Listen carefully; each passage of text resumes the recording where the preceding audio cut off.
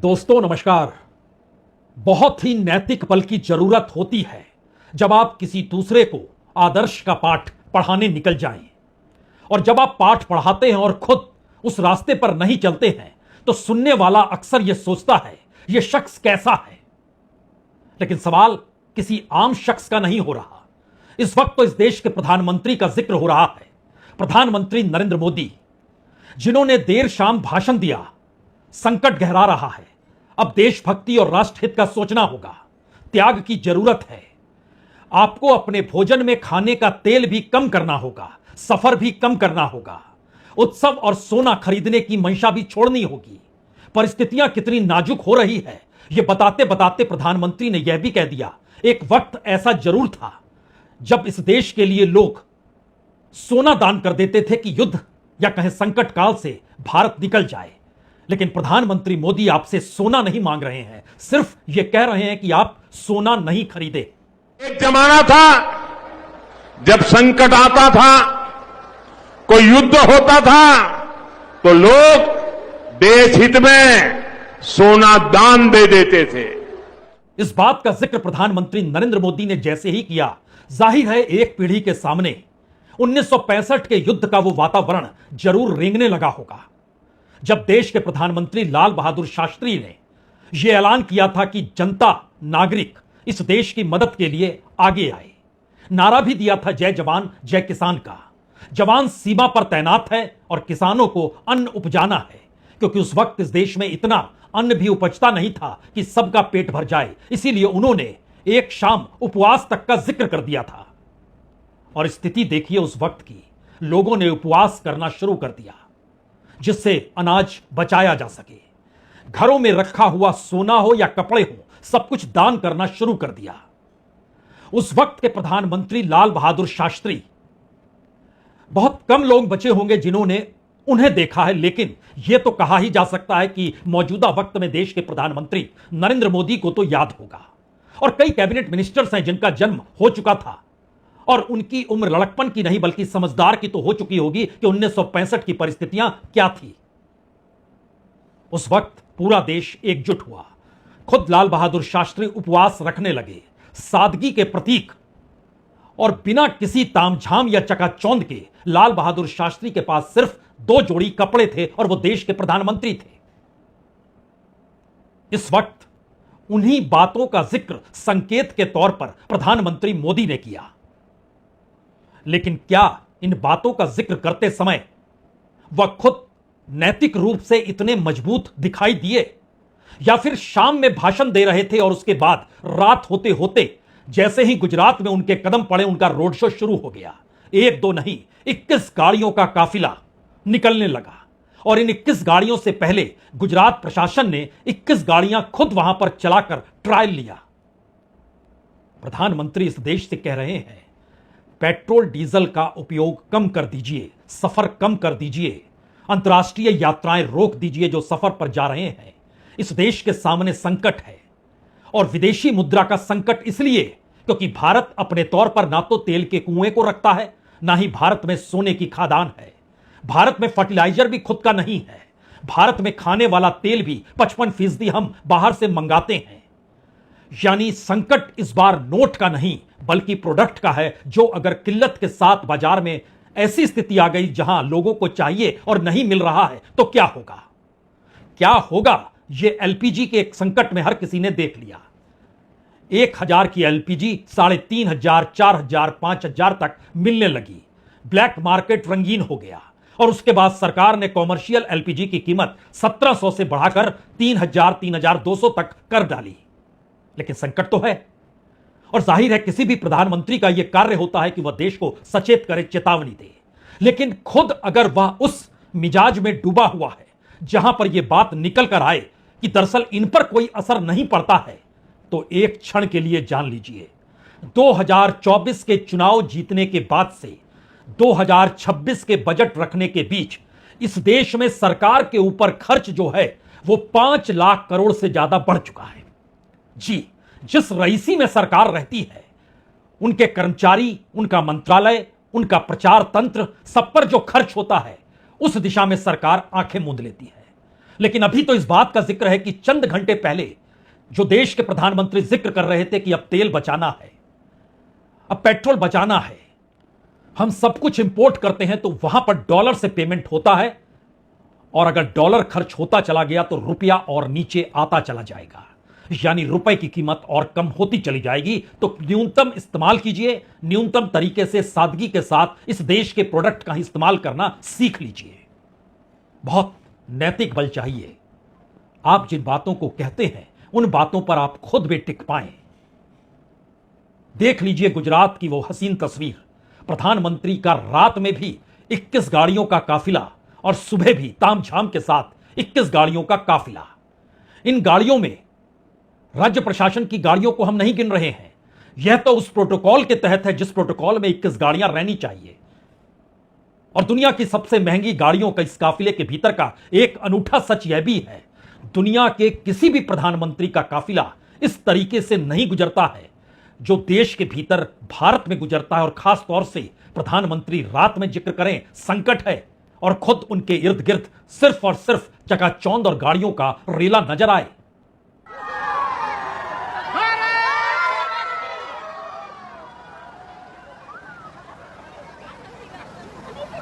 लेकिन अब आज समय की ये भी मांग है कि पेट्रोल, डीजल, गैस ऐसी चीजों का बहुत संयम से इस्तेमाल करें। हम सभी को आज नजर आई, क्योंकि अपने आप में ये ऐतिहासिक दिन भी है। 75 वर्ष इसके पुनर्निर्माण के और डमरू की गूंज से स्वागत प्रधानमंत्री नरेंद्र मोदी का। हालांकि इस मंदिर की अगर हम बात करें तो शासन, अगर आपको याद हो तो याद कीजिए 2014 में प्रधानमंत्री नरेंद्र मोदी ही कहते थे मैक्सिमम गवर्नेंस मिनिमम गवर्नमेंट, यानी सरकार पर खर्च नहीं होगा, कम होगा, बहुत कम होगा। लेकिन हकीकत ठीक इसके उलट है। पता नहीं गवर्नेंस के जरिए कितना खर्च होता है, लेकिन सरकार पर जो खर्च होता है और जिसका जिक्र सरकार बजट में करती है, आपकी आंखें खुली की खुली रह जाएंगी। कर्ज ले ले के रईसी इस देश में की जाती है, और सेंट्रल गवर्नमेंट और उसके एस्टेब्लिशमेंट पर जितना खर्च होता है, और उस खर्च को दिखाने, करने, बताने के लिए जो नौकरशाहों की टीम होती है, उन पर भी जो पैसा खर्च होता है, इस देश के आम आदमी उससे कोसों दूर है। उस दायरे में ना तो उज्ज्वला योजना टिकती है, ना ही गरीब कल्याण योजना, ना ही मनरेगा टिकता है, ना ही प्रधानमंत्री की आवास योजना टिकती है। इतना खर्च हो जाता है सिर्फ इस रईसी पर। सवाल तो यह है कि बहुत रईस है भारत या बहुत रईस होती है सरकारें। लेकिन जब आप खुद जिक्र कर रहे हैं इस बात का कि देश में संकट है, बंद कीजिए उन तमाम परिस्थितियों का, तो हकीकत क्या है। पहले जरा सरकार के खर्चे के आंकड़े को बजट के हिसाब से समझ लीजिए। 2024 में जो एस्टेब्लिशमेंट पर खर्चे होते थे वह 3,24,771 करोड़ थे। 2025 में यह बढ़कर 3,51,945 करोड़ हो गए, और 2026 के बजट में यह बढ़ते बढ़ते 8,24,114 करोड़ हो गए। जी, सिर्फ एस्टेब्लिशमेंट के एक्सपेंसेस 5 लाख करोड़ बढ़ गए। इसमें जो सैलरी और अलाउंसेस है वह भी दुगने हो गए। 2024 में 1,70,000 करोड़, और 2026 में यह बढ़कर 3,67,000 करोड़, सिर्फ सैलरी और एक्सपेंसेस। इसके अलावे भी जो एक्सपेंस होती है सरकार पर, वो सरकार बताती नहीं है, उसको अदर्स के खाते में लिख दिया जाता है। 2024 में यह आंकड़ा 1,53,963 करोड़ का था, जो 2026 में बढ़कर 4,56,932 करोड़ का हो गया, यानी 3 लाख करोड़ इस अदर एक्सपेंस पे बढ़ गया। बात यही रुकती नहीं है। मुश्किल तो यह है कि जो दूसरे सेंट्रल एक्सपेंडिचर्स हैं वो भी इस दौर में बढ़ते चले गए। 2024 में अगर वो 14,90,586 करोड़ थे, तो वो आज की तारीख में बढ़कर इस बजट में 15,44,748 करोड़ हो चुके हैं। लेकिन सबसे बड़ी बात तो यह है कि सरकार जो कर्ज लेती है सेंट्रल एक्सपेंडिचर के नाम पर, उसको लौटाना पड़ता है इंटरेस्ट के साथ। और आपको जानकर हैरत होगी, सरकार ने कर्ज ले लेकर जो रईसी की है और बजट पे जो बोझ डाला है, उसका अनूठा सच तो यह है कि डिपार्टमेंट वाइज जो एक्सपेंडिचर हो रहा है वो कम हो गया, लेकिन इंटरेस्ट बढ़ गया। डिपार्टमेंट वाइज एक्सपेंडिचर 3,27,646 करोड़ से घटकर इस बार के बजट में 1,49,776 करोड़ है। लेकिन दूसरी तरफ इंटरेस्ट जो सरकार दे रही है वो अगर 2024 में सरकार 11,62,940 करोड़ दे रही थी तो आज की तारीख में वो 3 लाख करोड़ बढ़ गया और 14,03,972 करोड़ हो गया। इतने करोड़ों के खर्चे के बीच मामला यहीं रुकता थमता नहीं है। आपको जानना चाहिए कि जो सेंट्रल की जो स्कीम है, सेक्टर की स्कीम है, उसमें बकायदा डिपार्टमेंट्स और मिनिस्ट्रीज को अलग से पैसा दिया जाता है। यानी जो सेंट्रल सेक्टर की स्कीम होती है उसके दायरे में सब कुछ आता है। वो फर्टिलाइजर हो, रेल हो, फूड एंड डिस्ट्रीब्यूशन सिस्टम हो, पेट्रोलियम हो, नेचुरल गैस, सब कुछ आता है। लेकिन मिनिस्ट्रीज को अलग से पैसा दिया जाता है और यह 2024 में दिया जा रहा था 2,90,000 करोड़, जो इस बार बढ़कर 3,06,000 करोड़ हो गया। यानी सरकार पर होने वाला खर्चा लगातार बढ़ रहा है और प्रधानमंत्री कह रहे हैं संकट में है, कम कीजिए खर्च, सोना मत खरीदिए, फंक्शंस को टालना भी सीखिए, विदेशी यात्राएं बंद कीजिए। मुश्किल हालात है, खाने का तेल भी हमें बाहर से मंगाना पड़ता है, कच्चा तेल भी हम बाहर से मंगाते हैं, रिफाइन करते हैं। मुश्किल हालात है, समझिए इसको। दरअसल इस देश की दिशा क्यों नैतिक तौर पर प्रधानमंत्री को दायरे में नहीं लाती है, इसका सच भी उसी बजट में छुपा हुआ है जिस बजट के जरिए इस देश के डेवलपमेंट की कितनी फिक्र हो सकती है सरकार को। जो पब्लिक सेक्टर अंडरटेकिंग जो सेंट्रल गवर्नमेंट के मातहत आता है उसका बजट कम हो गया। 2024 में वो बजट 5,42,000 करोड़ का था जो सपोर्ट कर रही थी सरकार पब्लिक सेक्टर अंडरटेकिंग्स को। इस बार वो घटकर 5,35,000 करोड़ हो गया। और महत्वपूर्ण यह है कि अब जो असर पड़ने वाला है, जिस दिशा में सरकार सोच भी रही है, तो उसके अपने सेंट्रल स्कीम्स के तहत फर्टिलाइजर में इस बार बजट में वह 1,70,000 की सब्सिडी दे रही थी। सवाल है फर्टिलाइजर बच नहीं पा रहा है, उसके लिए जो इनपुट्स और जो कच्चा माल चाहिए गैस के रूप में वो आ ही नहीं पा रहा है। वो गैस नहीं आएगा तो आप कैसे करेंगे। और food and public distribution system, इस पर भी सरकार खर्च करती है 2,27,629 करोड़ रुपए। लेकिन सवाल है कि ये जो पूरा डिस्ट्रीब्यूशन सिस्टम जो 5 किलो अनाज 80 करोड़ लोगों को दिया जाता है, वह भी इस दौर में तब न दे पाएंगे जब आपके पास होगा। और इस दौर में अगर सरकार यह सोचने लगी कि अब जो भंडार था इससे पहले वो एवरेज 50 से 60 दिन का था और इसकी शुरुआत हो गई थी मार्च के अंतिम हफ्ते से, उस लिहाज से देखिए तो लगभग 60 दिन चंद दिनों बाद हो जाएंगे। मई बीतते बीतते आपके पास अपना भंडार नहीं बचेगा तो फिर आपको इस देश के लोगों का पेट भरने के लिए, इस देश के लोगों को सफर करवाने के लिए, बेसिक जरूरतों के लिए भी जो माल आपको बाहर से मंगाना पड़ेगा, उसके लिए आपको पेमेंट डॉलर में करना होगा। और विदेशी मुद्रा भंडार इस समय 690 बिलियन डॉलर का बचा हुआ है और रुपया इस दौर में कमजोर हो गया। यानी कल तक जो माल 100 बिलियन में आता था, इस वक्त वो माल 175 बिलियन डॉलर में आ पाएगा। यह स्थिति बाजार में हुई बढ़ती हुई कीमत और आपके रुपए की घटती हुई कीमत के बीच का यह साफ तौर पर एक अंतर है। एक क्षण के लिए जरा देख लीजिए, जिस होमर्ज रूट से अब सरकार जागी है चुनाव के बाद की परिस्थितियों का जो हम जिक्र कर रहे हैं, उसमें भारत की निर्भरता कैसे और क्या क्या संकट इन क्षेत्रों से निकल कर आता है। उसमें चाहे वो गैस ही क्यों ना हो, चाहे तेल ही क्यों ना हो, भारत सही मायने में दूसरे नंबर का देश है। जो होमर्ज रूट के जरिए जो भारत में जो प्रोडक्ट्स समुद्री रास्तों से आते हैं, उसमें चीन के बाद भारत ही है दूसरे नंबर पर।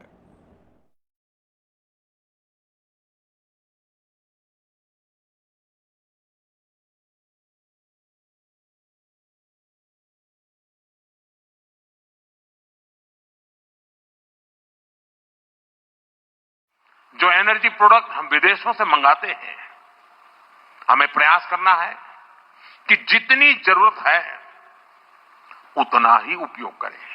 इससे विदेशी मुद्रा की भी बचत होगी और युद्ध के संकट से होने वाले दुष्प्रभाव को भी कम किया जा सकेगा। सरकार के हाथ पांव यूं ही नहीं फूले हैं, क्योंकि कल प्रधानमंत्री जब भाषण दे रहे थे तो उसके चंद घंटों के बाद राष्ट्रपति अमेरिका के, उन्होंने ईरान के प्रपोजल को ठुकरा दिया, ये कहते हुए हमें यह प्रस्ताव मंजूर नहीं, और युद्ध की आशंका इसके बाद कहीं तेज हो गई। यानी परिस्थिति दुनिया के लिए अनुकूल हो रही है, ऐसा कोई चिन्ह इस वक्त नजर नहीं आता है। और जो ग्राफिक आप देख रहे थे उसके भीतर का सच यह है कि भारत में जो एलपीजी इंपोर्ट होता है वो मैक्सिमम यूनाइटेड अरब अमीरात से तकरीबन 40% होता है, कतर से लगभग 22% होता है, कुवैत और सऊदी से लगभग 15% होता है। यानी एक लिहाज से 92% से ज्यादा तो इन्हीं जगहों से निकल कर आता है। और अब वो रास्ता अगर बंद है या परिस्थितियां नाजुक हो गई है, प्रोडक्शन दुनिया में खास तौर पर कतर के भीतर जो नेचुरल गैस फील्ड थी उस पर अटैक के बाद वहां पर प्रोडक्शन जो ठप पड़ा है और हुआ ही नहीं कोई प्रोडक्शन पिछले महीने, कहें तो अप्रैल के महीने में, इसका मैसेज बहुत साफ है कि संकट तो गहरा रहा है।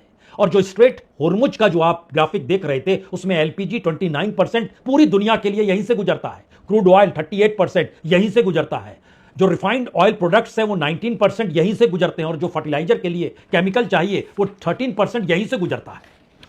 तब यह सवाल है कि दरअसल सरकार को भी वो सादगी लानी होगी, अपने खर्च कम करने होंगे, रईसी छोड़नी होगी, या फिर खुद अपनी हवाई यात्राओं पर निकलते चले जाइए, देश के भीतर गाड़ियों का रेला आप खुद चकाचौंध के साथ दिखाइए।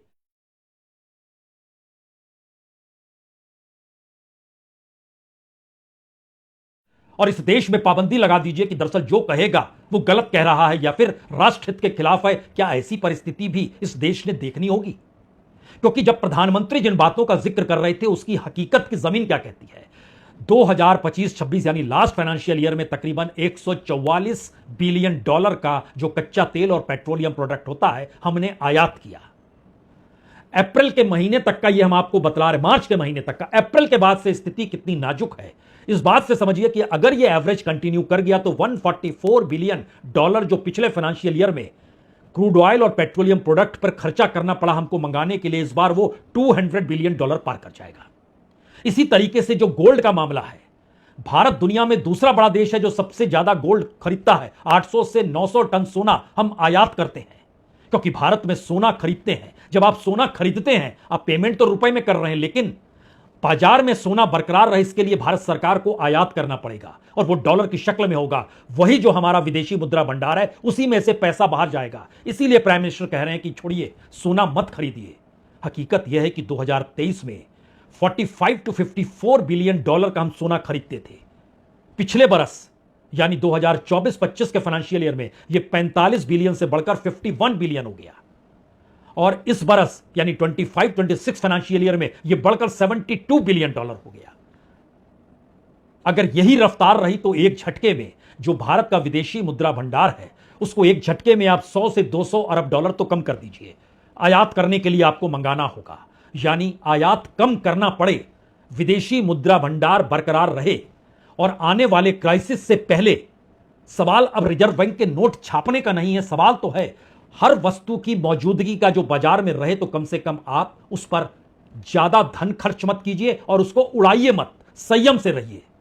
फिर वही बात, प्रधानमंत्री कह रहे हैं इस बात को, और कहने के चंद घंटों के बाद उनका 21 गाड़ियों का रेला निकल जाता है। यानी सादगी तो दूर की बात है, क्या आप इस देश के भीतर कोई उदाहरण कैसे तय करेंगे? यहां महात्मा गांधी को याद करने की जरूरत नहीं, और ना ही आप याद कीजिए लाल बहादुर शास्त्री को। आप सिर्फ यह याद कीजिए कि दरअसल इस देश ने मौजूदा प्रधानमंत्री को कितनी बड़ी तादाद में बहुमत दिया, सारी सुविधाएं दी, पॉलिसी दी, कॉन्स्टिट्यूशन तक थमा दिया, और अब उसके रिजल्ट क्या है? खाने के तेल में भी आपको कमी करनी होगी। लोग ये समझ नहीं पाए, लेकिन जान लें, palm oil, soybean oil, sunflower oil 55 to 65% तक हम लोग आयात करते हैं, दुनिया के दूसरे देशों से मंगाते हैं। उन देशों में कोई क्राइसिस नहीं है, लेकिन डॉलर की शक्ल में पैसा देना है। इंडोनेशिया, मलेशिया, अर्जेंटीना, ब्राजील, और जो कुकिंग ऑयल और सोयाबीन ऑयल का हम जिक्र कर रहे हैं उसका जब पेमेंट होगा, और खास तौर से जो अर्जेंटीना, ब्राजील है, जो इन रास्तों से वो निकल कर आ रहा है, वहां और ज्यादा लॉजिस्टिक खर्चे बढ़ रहे हैं, यानी संकट गहराते चले जा रहा है। और आखिरी बात, अगर अनाज का संकट आ गया तब क्या करेंगे? और उस अनाज का मतलब यह है कि फर्टिलाइजर ना रहे तब, क्योंकि भारत के भीतर भी जो फर्टिलाइजर, यूरिया हो, डीएपी हो, पोटाश हो, इनके लिए जो कच्चा माल ज्यादातर जो भी चाहिए होता है गैस की शक्ल में जो आता है, वो सब कुछ इस वक्त अंतर्राष्ट्रीय बाजार से नादारत हो चला है। हमारे अनाज के प्रोडक्शन पर असर, सवाल इस वक्त किसी फैक्ट्री कंपनी का नहीं है। पहली बार भारत जो खेतीहर देश है, खेती पर टिके हुए लोग हैं, संकट वहां तक पहुंच रहा है। सरकार को सादगी दिखानी होगी, प्रधानमंत्री को नैतिक बल के साथ, मजबूती के साथ इस रूप में खड़ा होना होगा, मैं भी कम से कम त्याग कर रहा हूं, यह मैसेज जाना चाहिए। अन्यथा रईसी के बीच जब आप चलते हैं तो ऐसे में राहुल गांधी का बयान मायने रखने लगता है, जो खुले तौर पर कहते हैं कि दरअसल आप त्याग जो करने का जिक्र कर रहे हैं वो अपनी असफलता को छुपाने के लिए कर रहे हैं। और बीते 12 वर्षों में जो इस देश की आर्थिक परिस्थितियां डामाडोल हुई है, उसमें आपकी पूरी इकोनॉमिक्स फैती चली गई है, उसको साधने वाला कोई नहीं। इसीलिए उन्होंने सोशल मीडिया पर लिखा, 12 साल में देश को इस मुकाम पर ला दिया कि जनता को बताना पड़ रहा है क्या खरीदे क्या नहीं, कहां जाए कहां नहीं। सोना मत खरीदो, विदेश मत जाओ, पेट्रोल का कम इस्तेमाल करो, खाद और खाने के तेल का उपयोग घटा दो, मेट्रो से चलो, घर से काम करो। यह उपदेश नहीं, यह खुद विफलता है आपकी। और अगर विफलता नहीं है तो सादगी के साथ सरकार को लाकर खड़ा कीजिए। यह राहुल गांधी ने नहीं लिखा, यह इस देश की आवाज है। सादगी सत्ता में भी होनी चाहिए, त्याग सत्ता में भी आना चाहिए, बंदिशें उस पर भी होनी चाहिए, और नैतिक बल कम से कम प्रधानमंत्री में तो होना ही चाहिए। जो कह रहे हैं उस पर वो खुद चलेंगे तो ये देश भी चलेगा। बहुत बहुत शुक्रिया, बहुत बहुत शुक्रिया।